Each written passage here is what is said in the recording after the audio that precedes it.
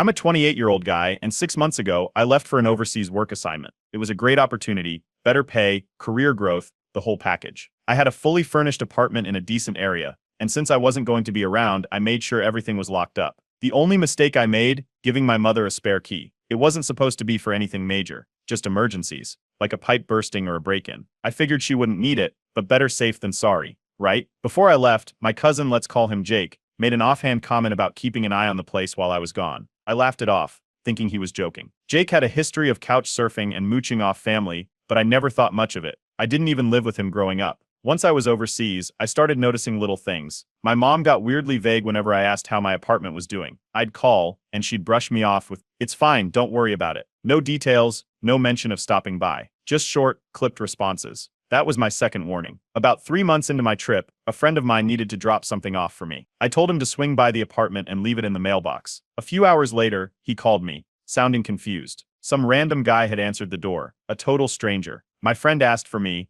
and the guy just laughed and said, "He doesn't live here anymore." That's when the panic set in. I immediately called my mom. She didn't answer. I tried again. Voicemail. After a dozen attempts, she finally picked up, sounding annoyed. I asked her straight up, "Who is in my apartment?" Her response? "Oh, it's just for now. Just for now." Like someone had borrowed a sweater, not my entire living space. She refused to give me straight answers, kept making excuses, and acted like I was the unreasonable one for being upset. She even had the audacity to say, "You weren't using it anyway." I was thousands of miles away with no way to physically check what was going on. All I could do was stress and hope my apartment wasn't completely trashed. Fast forward to the end of my assignment. I got on a plane, jet-lagged but eager to finally sleep in my own bed. I got to my building, walked up to my door and stopped. The lock was different. I tried my key. It didn't fit. My stomach dropped. I knocked. No answer. I knocked again. Harder. Finally, the door swung open, and I came face to face with my cousin Jake. Behind him, sitting on my couch like it was his living room, was my unemployed uncle. And next to him, some girl I didn't even recognize. That's what Jake said. Not hey, not what's up, but oh, you're back, like I was the unexpected guest in my own home. I stepped inside, taking it all in. My TV,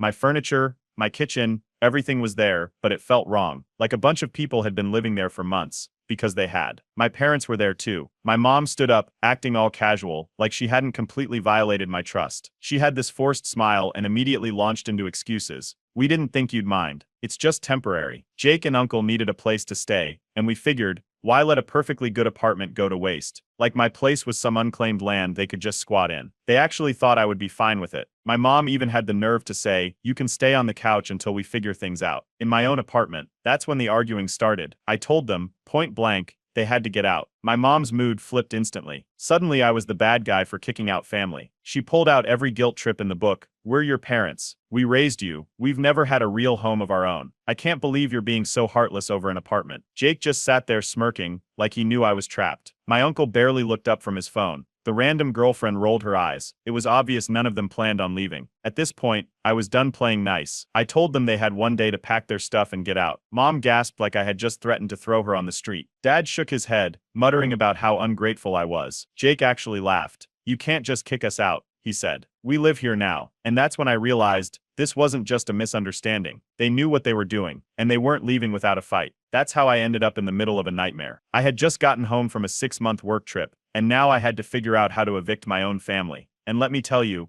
it only got worse from there. I told them they had one day to get out. They didn't. The next morning, I showed up with garbage bags, ready to start packing their stuff myself. My mom blocked the door, arms crossed like this was some kind of protest. My dad sat in my recliner, flipping through TV channels like nothing was happening. My cousin Jake stretched out on the couch, completely unbothered. His girlfriend scrolled through her phone. My unemployed uncle barely acknowledged me. Nobody moved. Instead, my mom started listing reasons why they couldn't leave. They had nowhere else to go. Jake had just started a side hustle and needed a stable place to work. My uncle was dealing with some things and needed time to get back on his feet. They weren't staying forever, just until they figured things out. I told them, again, that this was my apartment. They had no right to be here. If they didn't leave, I'd call the police. That got a reaction. My mom gasped like I had just threatened to throw her off a bridge. My dad muttered something about how ungrateful I was. Jake sat up, suddenly looking serious. "If you call the cops, you're gonna regret it," he said. I called anyway. 2 officers showed up. I explained the situation, how I'd been gone for work, how I came back to find my family squatting in my apartment, how they changed the locks. Then one of the officers asked me, "How long have they been staying here?" I told them, and that's when I realized I had a much bigger problem. Because they'd been living there for more than a few weeks, there was a chance they had tenant rights. The officer told me I might need to go through a formal eviction process. I couldn't just throw them out. It didn't matter that they weren't on the lease. It didn't matter that I never agreed to let them stay. The fact that they'd been there for months meant this wasn't just trespassing. It was a legal mess. The police couldn't do anything. I was stuck. After they left, my mom acted like she had won. She sat me down and explained why it was actually a good thing they were here. Family helps family. It made no sense for my apartment to sit empty when they needed a place. Did I really want to see them on the streets? Then she hit me with the classic line. I raised you better than this. That same night, I started getting messages from relatives. Apparently, Jake had posted a sob story online, talking about how I was kicking out my own mother. He left out the part where she moved in without my permission and brought my deadbeat uncle, his girlfriend, and half her baggage with her. The post blew up in our family group chat. Suddenly, I was getting texts and calls from aunts, uncles, cousins, people I hadn't spoken to in years, demanding to know why I was turning my back on my own blood. I posted my own version of events. I laid everything out. I left for work. I trusted my mother. I came home to find my apartment stolen. I explained that they weren't just staying there, they had changed the locks. A few relatives backed off. Most didn't. They told me to let my family stay. It's just an apartment. Then my younger sibling got involved. I thought they were on my side. When I first called them, they acted shocked. They told me they couldn't believe mom and dad had done this. They agreed it was messed up. And then out of nowhere they turned on me. I found out they'd been secretly talking to my parents the entire time, feeding them information. They told my mom I was trying to evict them. They told Jake I was planning to go legal. I confronted them. And their response? They're still our parents. I can't just abandon them. The betrayal stung, but I didn't have time to dwell on it, because the next morning my landlord called. He was furious. Someone, probably my mom, had called him claiming they had been paying rent and that my lease should be transferred to them. Apparently, they had proof. Utility bills. I didn't even know they had put the utilities in their name. They had been making small payments for months, just enough to make it look like they were legitimate tenants. I told my landlord the truth, but he wasn't interested in family drama. He wanted my apartment back under my control yesterday. If I didn't handle it, he'd start looking for a new tenant, which meant I'd be the one losing my place.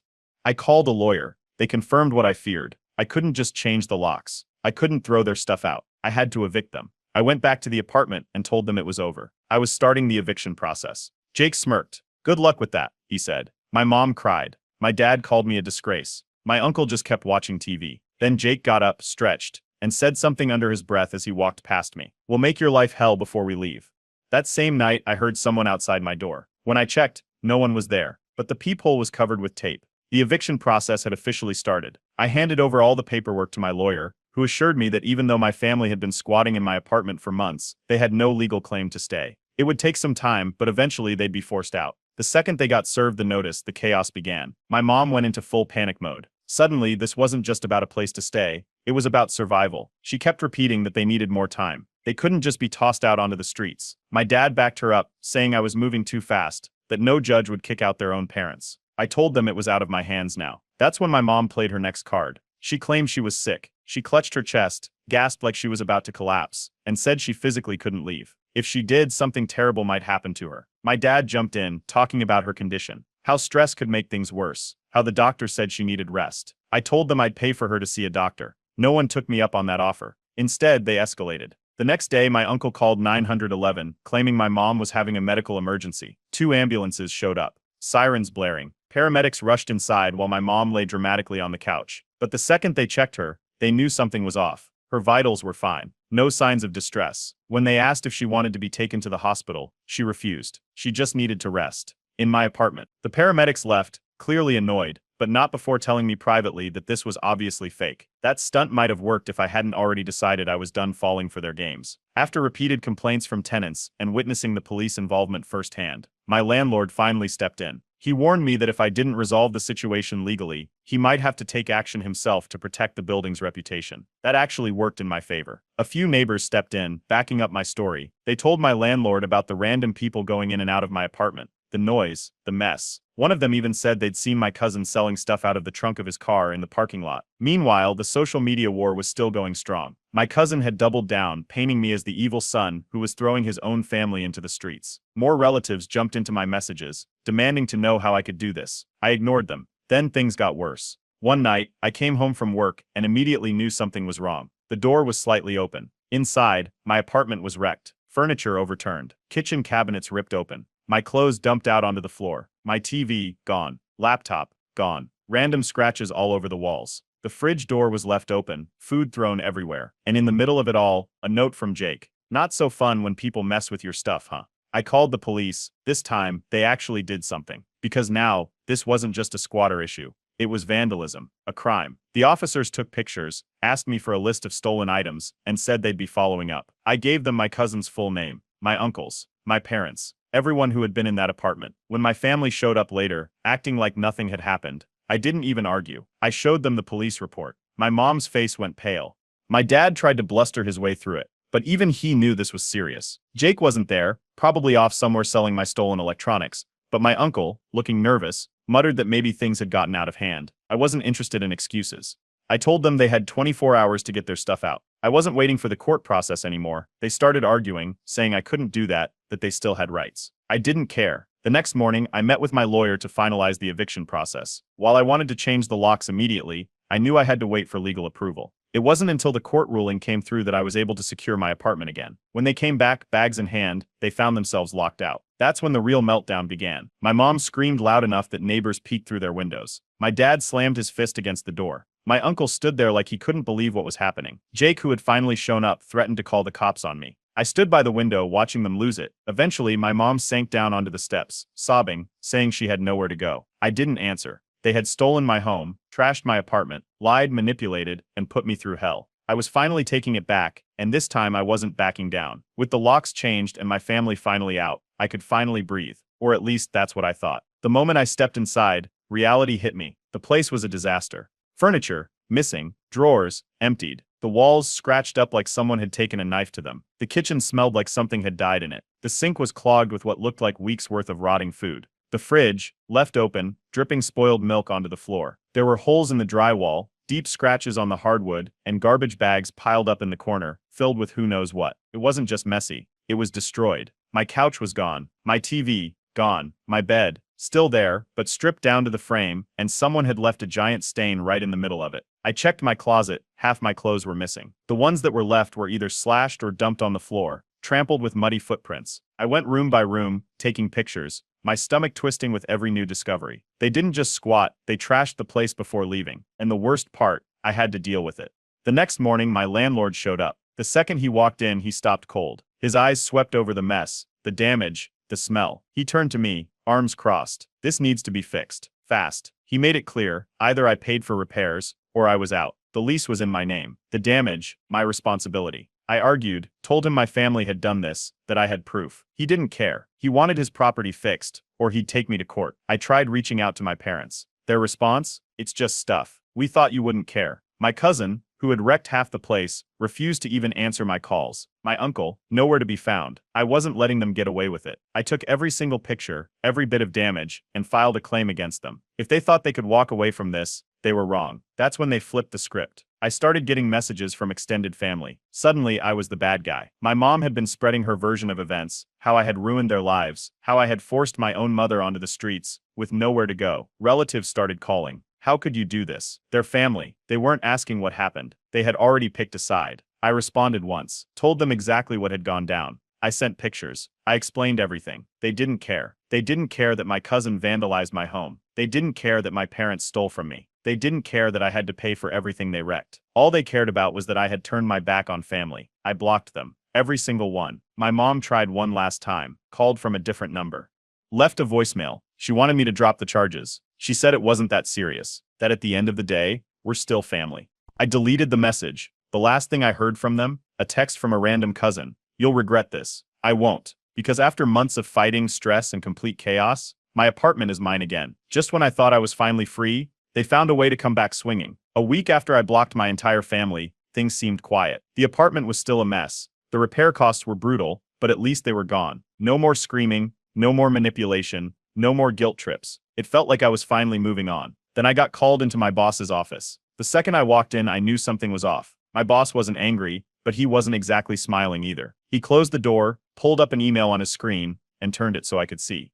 It was from my cousin. The subject line? Serious concerns about your employee. My name. I started reading. According to the email, I had abandoned my poor, struggling family with no notice while I ran off overseas. I had forced them onto the streets with no time to prepare. My cousin claimed I had a history of erratic behavior and even suggested that I stole money from my own parents before disappearing for months. He wasn't just trying to make me look bad. He was trying to get me fired. My boss sat back, watching my reaction. Before I could even say anything, he sighed and told me he wasn't buying it. He'd known me for years. He'd seen me take that 6-month assignment. He'd processed all the paperwork himself. My performance was solid, and I never had any issues at work. None of this made sense. I didn't have to explain much. The fact that my own cousin had emailed my boss with some sob story instead of going to the police was already a red flag. My boss just wanted me to be aware that people were trying to smear me. I thanked him, left the office, and immediately checked my email. Sure enough, the same message had been sent to multiple coworkers. A few even forwarded it to me, confused. One person wrote,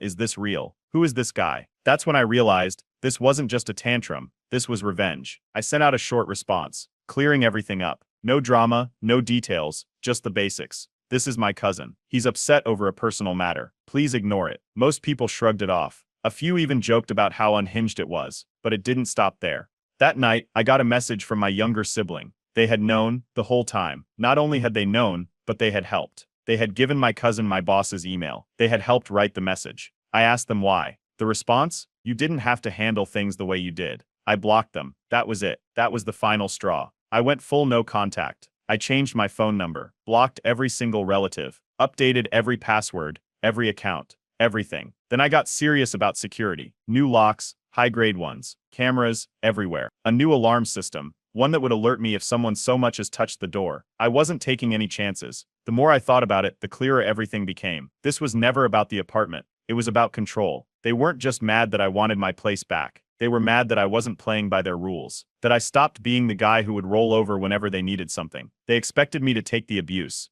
They expected me to put up with the guilt trips. They expected me to stay in the cycle, and when I didn't, they lost it. But the best part, I don't care anymore. I don't have to deal with their nonsense. I don't have to clean up their mess. I don't have to listen to their endless complaints about how unfair life is. For the first time in a long time, I have peace, and I'm never letting them back in. So now, I have a question for Reddit. Would I be the asshole if I never spoke to them again? Just when I thought they had finally given up, another surprise landed in my lap. A legal notice showed up at my door. At first I thought it was just another bill for the damage they caused to my apartment, but then I actually read it. It was a lawsuit. My cousin was suing me for wrongful eviction. According to the documents, he claimed he had a lease agreement proving he was my legal tenant. He was demanding damages for unlawful removal, lost wages, and even emotional distress. I called my lawyer immediately. It didn't take long to find out the truth. The lease was fake. My cousin had forged a rental agreement with my signature at the bottom. He had even backdated it to make it look like I had officially let him stay there before I went overseas. It was laughable, but it was also serious, because now I had a court date. My landlord stepped in right away, furious that my cousin was trying to pull this stunt. He provided a signed affidavit stating that the only person legally on the lease was me, no subleases, no co-tenants, nothing. It should have been enough to shut things down immediately. But my cousin wasn't backing down. While preparing for court, I started getting strange mail. Credit card offers, bank statements, debt collection notices. At first I thought it was junk mail, until I actually looked at the details. The accounts weren't in my name, they were in my cousin's name, but using my address, I pulled my credit report. That's when I realized this wasn't just about the apartment anymore. My cousin had stolen my identity. There were multiple fraudulent accounts opened under my name. Some were credit cards, others were personal loans. The balances weren't huge. Just a few hundred here, a few thousand there, but the fact that they existed at all was a disaster. I froze my credit immediately. Then I went to the police. Filing an identity theft report was straightforward. I had proof, the collection notices, the unauthorized accounts, the credit checks, but the real kicker. My cousin had used my stolen information while still living in my apartment. It didn't take long for investigators to connect the dots. They pulled security footage from one of the banks where an application had been submitted in person. Guess who showed up on camera? That was all the police needed. A warrant was issued for my cousin's arrest. When the news got back to my family, all hell broke loose. My mother called from yet another number. She begged me to drop the charges. She tried everything: guilt, tears, manipulation. She went on about how my cousin was just a stupid kid who made a harmless mistake. She even had the nerve to say family forgives. Family. I hung up. That's when the threats started. My cousin, knowing he was about to get arrested, started texting me non-stop. He swore that if I didn't fix this, he would make my life a living hell. He threatened to expose secrets about me which didn't exist. He said I had no idea what he was capable of. Then, the inevitable happened. He was arrested. When the police picked him up, he lost it. He was screaming in the footage, accusing me of ruining his life. As if he hadn't literally committed identity theft, trashed my apartment, and tried to sue me for a fake lease. My family lost their minds. They called me every name in the book. I was a traitor. I was cruel. I was a disgrace to the family. But they weren't my problem anymore. The eviction, the vandalism, the fake lawsuit, the stolen identity. All of it was over. For the first time, I started wondering, was any of this worth it? The court date finally arrived. My cousin showed up looking like he hadn't slept in days. He walked in with a cheap suit, a public defender, and the same cocky attitude he always had. My mother was there too, sitting in the back, arms crossed like she was the real victim. The evidence against him was airtight. The forged lease, analyzed and proven fake. The credit fraud documented with bank records and collection notices. The police reports, detailed, listing every charge filed against him. My lawyer barely had to say anything. The judge flipped through the stack of documents and didn't look impressed. Then my cousin pulled his last trick. He tried to argue that I had agreed to let him use my name. He spun some ridiculous story about how I had given him permission to apply for credit cards on my behalf so he could build his credit. He even claimed that I was only mad because I changed my mind later. The judge wasn't buying it. He looked at the bank records again, the fake signature, the security footage of my cousin applying for loans in person. It was over. The ruling was in my favor. The criminal charges stuck. My cousin was sentenced to probation, ordered to pay restitution, and got a permanent mark on his record for fraud. He avoided jail time, but his future, wrecked. That's when my family went nuclear. My mother stormed out of the courtroom before the judge even finished speaking. My cousin wouldn't even look at me. My uncle shook his head like I was the one who had done something wrong. By the time I got home, my phone was already blowing up. My extended family had fully turned against me. Apparently, my cousin had spun his own story, telling everyone that I had set him up, that I had tricked him into thinking he could use my name just so I could take him to court later. The messages were brutal. How could you do this to family? You just ruined his entire life over nothing. You better fix this before it's too late. I ignored them all. Then my mother tried one last move. She called, leaving a voicemail that was half anger, half desperation. She wanted me to apologize. Not only that, she wanted me to pay for my cousin's legal fees. She actually believed I owed him for ruining his future. I sent her one final message. I told her she had enabled this entire mess. That if she had set boundaries, raised him right, or just not let him become a lying, stealing fraud, none of this would have happened. Then I blocked her. The last straw came a few days later. A coworker pulled me aside and showed me a message from my younger sibling. They had been feeding everything to my mother and cousin this whole time. They knew about my lawyer. They knew about my security upgrades. They even knew details about the case before the trial happened. They had been reporting everything back to the family. I blocked them too. That was the end. No more second chances. No more explanations. No more family. For the first time in my life, I had silence. No guilt trips. No manipulations. No random numbers blowing up my phone. Just peace. And honestly, I should have done this a long time ago. I thought it was over. The court case was settled. My cousin had been sentenced, and I had cut off every last family member who sided with them. There was nothing left for them to try, or so I thought. One evening, there was a knock at my door. I opened it, expecting a delivery, or maybe a neighbor needing something. Instead, I found a guy I'd never seen before, holding eviction papers for my own apartment. Confused, I took the papers and read through them. My name was listed as the tenant being evicted. The landlord's signature was forged. The reason? Unpaid rent and abandonment of property. I asked the guy where he got them from. He told me he had just moved into the building and the papers were slipped under his door, with a note saying to give them to me. I knew exactly who was behind this. I immediately called my landlord. He had no idea what I was talking about. No eviction order had been filed. No paperwork had come from his office. It was another scam. My family had faked an eviction notice to try and scare me into leaving. I reported it to the police. When the officers arrived, they took the fake papers, checked the so-called signature, and confirmed it was fraud. Since I had already filed charges against my cousin for identity theft, this only made things worse for them. The police made an official report and advised me to be careful. The building management wasn't amused either. After reviewing security footage and seeing who had actually slipped the papers under the door, they banned my family from the premises. That should have been the end of it. It wasn't. A few days later, my mother reappeared. I was coming back from work when I spotted her sitting outside my building, looking disheveled, rocking back and forth, waiting. The moment she saw me, she rushed over, grabbing at my arm, begging me to talk. She claimed she was homeless, that she had nowhere to go, that everything had fallen apart, and that I was the only one who could save her. She sobbed, loudly. People in the area started looking. I knew what she was doing. She wanted to cause a scene, make me look like a heartless monster for ignoring my poor, suffering mother. I didn't say a word. I walked right past her and into my building. That's when she started pounding on the glass doors, screaming. Security had to drag her away. She was still screaming my name as they forced her off the property. That night, I started getting emails from my employer. Some anonymous tip had come in claiming I was mentally unstable and a danger to the workplace. It was my extended family. They were trying to get me fired. Again. I had to sit through an HR meeting where they read through the nonsense accusations. Luckily, my boss had already dealt with this kind of thing before. He knew my situation. HR quickly dismissed it, but the fact that they were still trying to ruin my life was insane. Then, the final piece of the puzzle fell into place. A mutual acquaintance messaged me, warning me that my cousin had changed his name. Apparently, after the fraud conviction, he had started using a fake identity to apply for more credit. He was scamming again, just in someone else's name.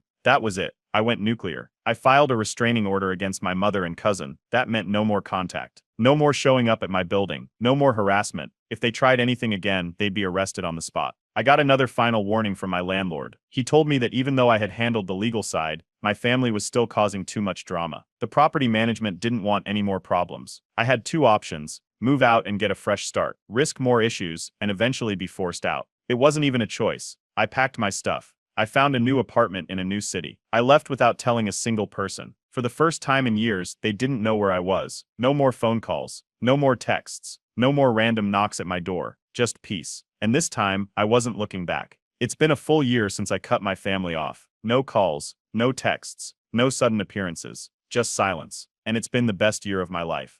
I moved to a new city, got a better apartment, one that no one in my family knows about. My career took off, and I landed a promotion. My job is solid, my finances are stable, and for the first time in forever, I'm actually enjoying life. No more random knocks at my door. No more staged breakdowns. No more insane schemes to ruin me. 12 months, no drama, but of course they couldn't stay quiet forever. A few weeks ago, I got a message from an old friend. Apparently, my cousin got arrested again. Turns out, after scamming me and getting caught, he didn't learn his lesson. He started using a fake identity to apply for loans, and this time, he got caught running multiple fraudulent credit card schemes. He's actually facing jail time now, not probation, not a slap on the wrist, prison. And the best part, my mom still defends him. A distant relative reached out and tried to guilt me. Again, apparently, my mother has been telling everyone that she's homeless, that I abandoned her, that she has nowhere to go because of what I did. She's still playing the victim. Meanwhile, she's living with another relative, rent-free, eating their food, doing absolutely nothing to help herself.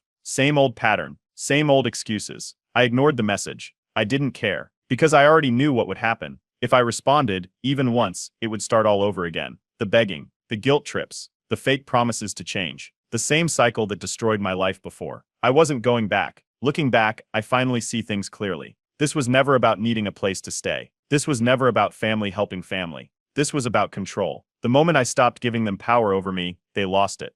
And when they lost it, they did everything possible to pull me back in. But they failed. And now, I'm free. So, to anyone reading this, if you're dealing with toxic family, cut them off. They won't change. They won't suddenly start respecting your boundaries. They won't magically become better people. They'll just keep dragging you down with them. The sooner you walk away, the better. And trust me, it's worth it. I'm a 34-year-old guy, recently divorced, trying to piece my life back together after what felt like a blindsiding breakup. My ex-wife, Emily, is 32. We were together for nearly a decade, married for 5 years. Things were good, or at least I thought they were. A year ago, she hit me with divorce papers out of nowhere, and I've been struggling to make sense of it ever since. My family has always been intense. My dad, Richard, is 60 and the textbook definition of a control freak. He's successful, charming when he wants to be, and manipulative when it suits him. Growing up, my younger sister Claire 30F and I always joked that dad had a hand in everything that happened in our lives, from what sports we played to who we dated. But it stopped being funny when his meddling caused real damage. When Emily left, it felt like my world was flipped upside down. She didn't want alimony, which surprised me given how financially secure I am. She just took a lump sum and walked away. At the time, I chalked it up to her wanting to make a clean break. But in hindsight, the whole thing felt off. It wasn't like her to give up without a fight, especially considering how much she'd invested in our life together. My friends hinted that there might be more to the story, but I didn't want to believe it. Dwelling on the why wasn't going to change the fact that she was gone. Fast forward to last week. My mom called to invite me to Christmas. Pretty normal, right? Except she casually mentioned that Emily would be there. I froze. Emily, my ex-wife, was coming to Christmas? The same Christmas with my family? It didn't make sense. We've been divorced for a year, and as far as I knew, she had no reason to still be in touch with my parents. I asked my mom why Emily would even be invited, but she shrugged it off, saying something about keeping the peace. I called my dad right after. He was his usual dismissive self, acting like I was overreacting. He said Emily had been a part of the family for years, and that it was the right thing to do. I didn't get it. Why would my dad, who'd never been particularly warm to Emily, suddenly feel this strong need to include her? Against my better judgment, I decided to go. I didn't want to be the one to ruin Christmas for everyone else. I told myself I'd just keep my distance, get through dinner, and leave early. But as soon as I walked into my parents' house, I knew something was off. Emily was there, looking as if nothing had ever happened. She was polite, warm, even cheerful. It was surreal. She smiled at me like we were old friends catching up, not two people who'd split in one of the most painful ways possible. As the night went on, I couldn't shake the feeling that something was wrong. Emily was too comfortable, like she belonged there. And my dad? He was acting weird. He hovered around her more than he ever did when we were married, making sure she had everything she needed, laughing at her jokes. It wasn't just odd, it was suspicious. At one point, I stepped outside to clear my head. Claire followed me out, probably sensing I needed a moment. That's when she dropped a bomb. She mentioned offhandedly that Dad had been in regular contact with Emily since the divorce. I asked her what she meant, but she shrugged, saying she'd overheard a few phone calls over the past year. She didn't think much of it at the time, but now she was starting to see how weird it was too. My brain was spinning. Why would my dad, who barely tolerated Emily while we were married, suddenly be so close to her now that we were divorced? And why hadn't anyone told me? As the night wound down, I caught a snippet of a conversation between Emily and my dad. They were in the kitchen, their voices low but intense. I didn't mean to eavesdrop, but I couldn't help myself. I caught Emily saying, "You don't have to tell him anything," followed by my dad's sharp response. I couldn't hear the rest, but it was enough to confirm that there was more going on than I realized. I left that night with more questions than answers. My dad and Emily were keeping something from me. Something big. I don't know what it is yet, but I'm going to find out. Update 1. After that Christmas dinner, I couldn't shake the feeling that something was being hidden from me. I kept replaying the conversation I overheard between my dad and Emily. The phrase, "you don't have to tell him anything," echoed in my head. I didn't want to jump to conclusions, but my gut told me I wasn't imagining things. The next morning, I drove to my parents' house under the pretense of returning a dish my mom had sent home with me. My dad was in the kitchen, nursing a cup of coffee. I lingered near the doorway, out of sight, when I heard voices, my dad's low and firm, Emily's quieter but tense. She was saying something about how she couldn't keep living like this, and how she was tired of secrets. My dad cut her off, telling her to keep quiet and stick to the agreement. That word, agreement, made my stomach churn. Emily sounded frustrated but resigned. Before I could catch more, they moved further into the house, and I lost their voices. I couldn't hold back anymore. I stepped into the kitchen and asked my dad point blank what they were talking about. He looked at me like I'd grown a second head, laughed it off, and said I was being ridiculous. Emily didn't even make eye contact.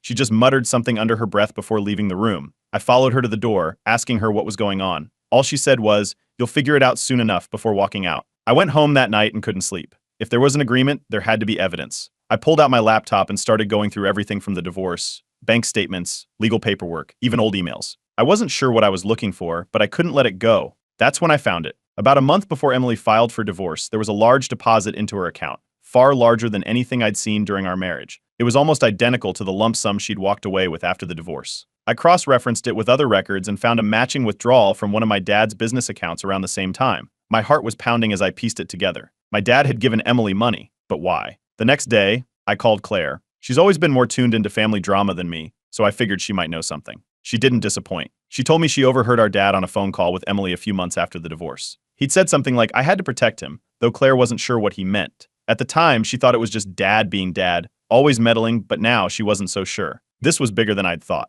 I reached out to a few mutual friends Emily and I had during our marriage. I wasn't sure what I expected, but one of them mentioned that Emily had seemed withdrawn and distracted in the months leading up to the divorce. They'd chalked it up to normal marital issues, but looking back, it felt like she was carrying some kind of burden. I needed answers, and Emily was the only person who could give them to me. I called her, not caring how late it was. She didn't pick up at first, but after a few tries, she finally answered. I didn't waste time with small talk. I asked her directly if my dad had paid her to leave me. There was a long pause before she admitted it. Yes, my dad had given her money, but when I pressed for details, she shut down. All she would say was, "It wasn't about the money, it was about what your dad said." I demanded to know what he told her, but she refused to elaborate. She sounded almost scared. That was it. I needed to confront them both. I called my dad and told him we needed to talk. He tried to brush me off, but I wasn't taking no for an answer. I told him I wanted him and Emily to sit down with me and explain everything. He reluctantly agreed, though I could hear the irritation in his voice. The meeting was a disaster. My dad dismissed my questions, calling the whole thing a misunderstanding. He claimed he was just helping Emily out during a tough time and accused me of making a big deal out of nothing.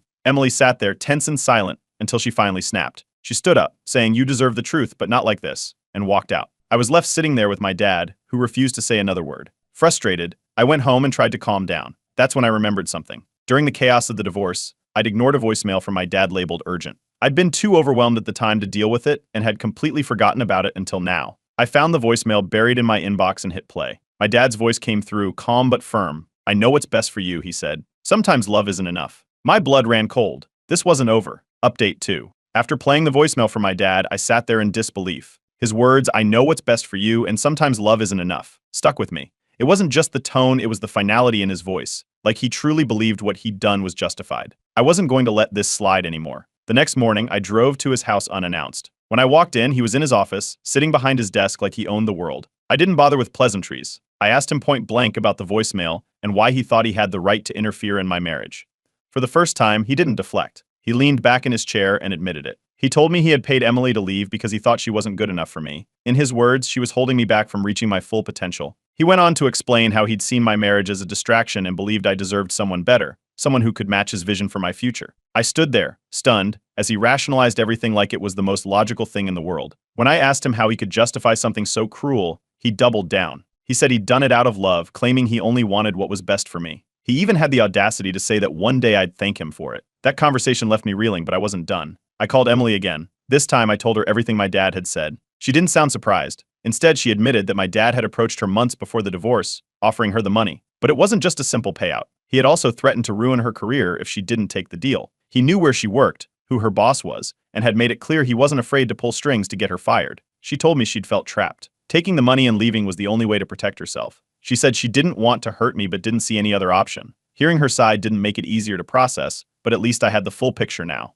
I shared all this with a few close friends later that week. They were furious on my behalf and told me I needed to cut my dad out of my life completely. One friend even suggested going public with the story, but I wasn't ready for that yet. Claire, on the other hand, was fully on my side. She was furious with our dad and started digging into his actions on her own. She found out that part of the money he gave Emily had been used to pay off debts he claimed I couldn't handle. That was news to me. I didn't have any significant debts, and I'd never needed financial help from him before. The next big blow-up happened at a family dinner a few days later. Claire, being Claire, couldn't keep quiet anymore. She confronted our dad in front of everyone, spilling the whole story about him paying Emily off and threatening her career. The room went silent as everyone processed what she'd just said. My mom tried to brush it off, saying Dad had done what he thought was right, but Claire wasn't having it. She called him manipulative and selfish, and the argument escalated quickly. My dad, as usual, refused to take responsibility. He accused Claire and me of being ungrateful and disrespectful. When he realized he couldn't talk his way out of it, he turned to my mom for support. She admitted she'd known about the payment, but claimed she thought it was for the best. That felt like another betrayal. I couldn't believe both of them had been complicit in something that completely shattered my life. Emily apologized to me after the dinner. She pulled me aside and told me how sorry she was for everything,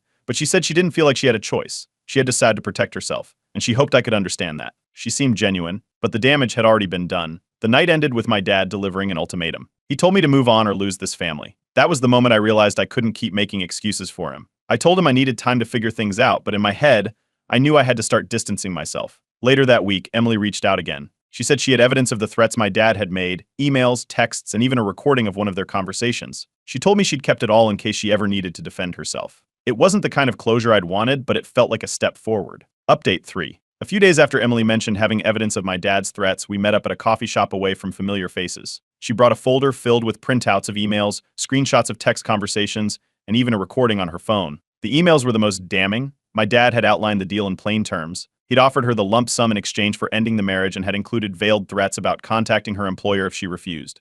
One message stood out. In it, my dad mentioned how he could make problems appear at her workplace if she didn't cooperate. The texts were just as bad. They showed how he repeatedly pressured her, framing it as helping my son move on to a better future. Emily played me the recording next. In it, my dad's voice was calm but firm as he told her she had no future with me and that taking the money was the smart decision. It was a lot to take in, but I knew I needed to act. I reached out to a lawyer bringing the evidence Emily had given me. The lawyer didn't mince words. What my dad had done could potentially be considered coercion, and depending on how far we wanted to take it, there might even be a case for defamation. While it wouldn't change the past, knowing I had legal options gave me a sense of direction. Claire wasn't surprised when I told her about the evidence. If anything, it just fueled her anger toward our dad. She confronted him again, this time at his office. The argument apparently got heated, with my dad accusing her of turning against him and calling me ungrateful. Claire didn't back down, but the encounter left her shaken. When my mom found out, she called me, begging me to let it go. She brushed the whole situation off as family drama and said that dragging it out would only hurt everyone involved. I told her about the emails and the recording, but she refused to listen, insisting that my dad's intentions were good,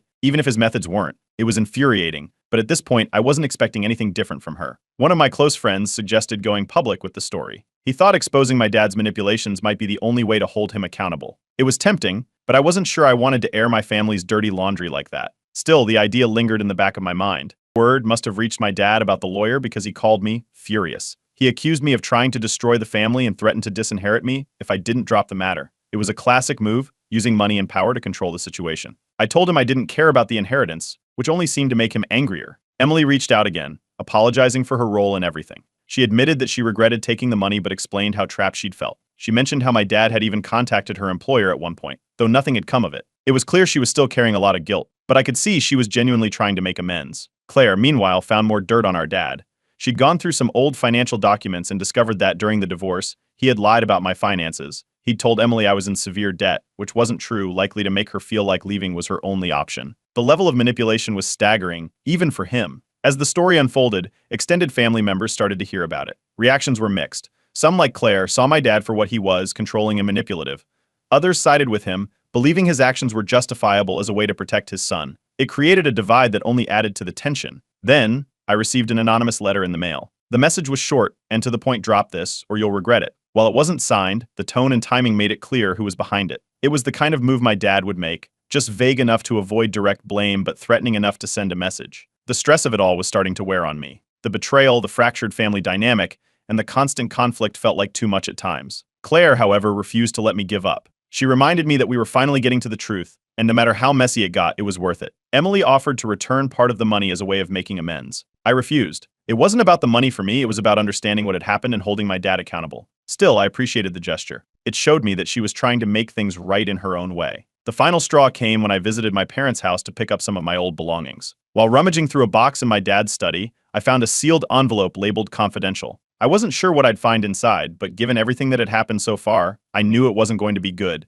Update 4. I couldn't ignore the envelope marked confidential. Sitting alone in my dad's study, I tore it open, expecting something bad, but what I found was worse. Inside were signed agreements between my dad and Emily, spelling out the payment terms. It wasn't just a simple exchange of money. The documents detailed how Emily was to leave quietly, avoid initiating any contact with me, and most disturbingly, not reveal anything about the deal under threat of legal action. The language was cold and calculated. It wasn't just coercion, it was a silencing agreement. Flipping through the papers, I found additional notes that laid out my dad's plans. His endgame wasn't just about getting Emily out of my life. He'd been working on setting me up with the daughter of a wealthy family friend. The notes even included details about how they would accidentally introduce us at a charity event.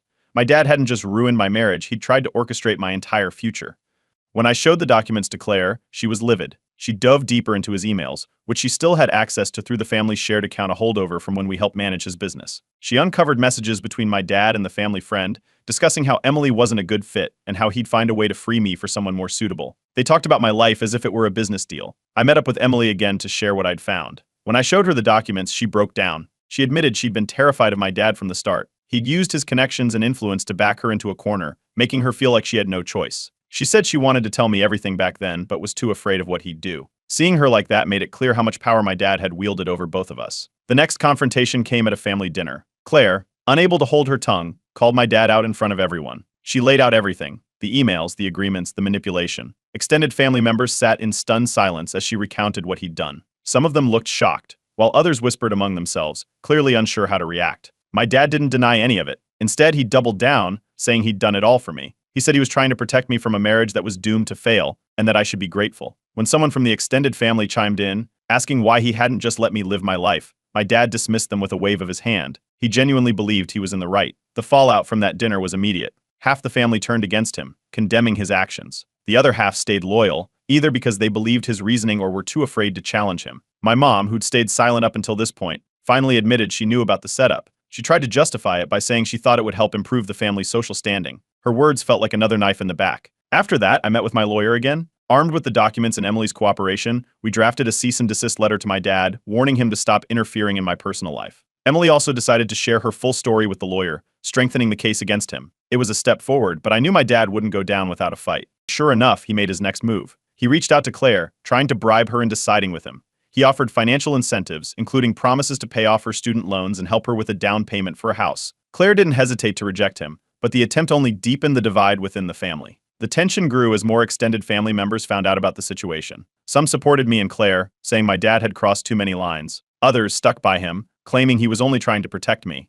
It felt like the family was splitting into factions. Things escalated when I received another anonymous letter in the mail. This one wasn't just a warning. It included a veiled threat to expose family secrets if I didn't back off. I couldn't prove it was from my dad, but it matched his pattern of behavior. The letter hinted at things he'd done in the past, suggesting this wasn't the first time he'd meddled in someone's life. Emily suggested reaching out to her former boss, who had witnessed some of the intimidation tactics my dad used against her. She believed he could serve as a key witness if things went to court. It wasn't just about holding my dad accountable, it was about exposing a pattern of behavior that had hurt more people than just me and Emily. The final twist came while I was sorting through more old files at my dad's house. Buried among other papers was another sealed envelope. This one wasn't labeled, but when I opened it, I found even more evidence of his schemes. It referenced other family members, suggesting he'd orchestrated similar plans in the past. It feels like I've only scratched the surface of what my dad's done. This story is far from over. Update 5. After discovering the sealed envelope referencing my dad's meddling in other family members' lives, Claire and I decided to dig deeper. We started with the names mentioned in the documents,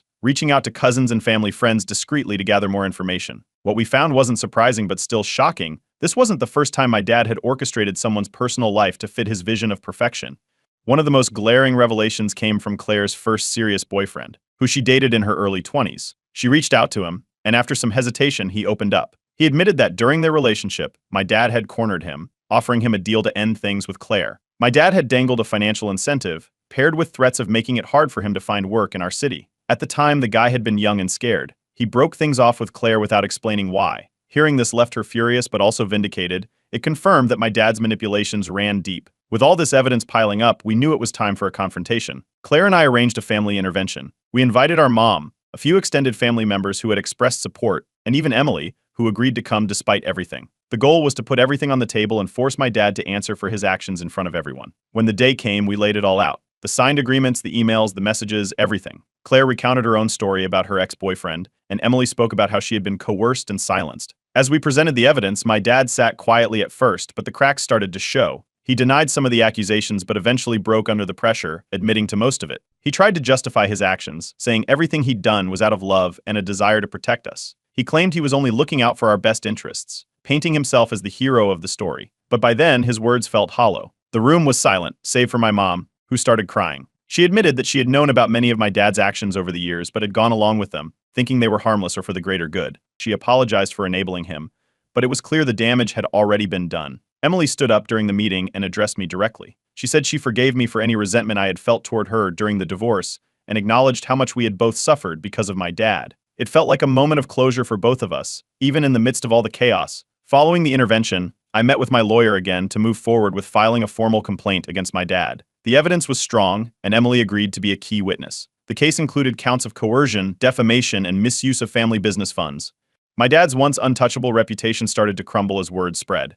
His loyalists in the family began to distance themselves, either out of fear or embarrassment. Those who had supported me and Claire rallied around us, seeing my dad's actions for what they were. As the investigation into his financial dealings unfolded, it became clear that my dad had been misusing company funds for years to fuel his manipulations. The revelation shocked even his staunchest defenders. It wasn't just personal anymore. It was a legal and financial disaster. A court date was set, and while my dad continued to posture and claim innocence publicly, the evidence spoke for itself. I refused to back down, knowing that holding him accountable was the only way to truly move forward. Emily, in the meantime, began rebuilding her life. Free from my dad's shadow, she focused on her career and even took on new opportunities that she had been too afraid to pursue before. She thanked me for standing up to him, saying it gave her the courage to move on as well. The fallout left the family divided. Some rallied behind me and Claire, acknowledging the damage my dad had caused. Others remained loyal to him, unwilling to see past his charm and manipulation. The divide was painful, but it also brought clarity about who I could trust. Claire used the ordeal as a turning point. She started setting firm boundaries with toxic family members and focused on her personal and professional goals. It was inspiring to see her grow stronger through the chaos. As for my dad, his once powerful influence faded. With his schemes exposed, he became increasingly isolated, relying on the few loyalists who still believed in him. It was a far cry from the man who once controlled everything and everyone around him. Emily and I found peace, finally seeing each other as victims of the same manipulative force. We parted ways amicably, both ready to move on with our lives. Looking back, this entire experience has been both exhausting and eye-opening. For too long, I lived under the shadow of my dad's control, believing his actions were just overprotective love. Now, I see them for what they were, an attempt to shape my life into his vision, no matter the cost. I'm ready to move forward, free from his manipulations, and rebuild my life on my terms. For the first time in a long time, I feel like I can finally breathe. This chapter is closed.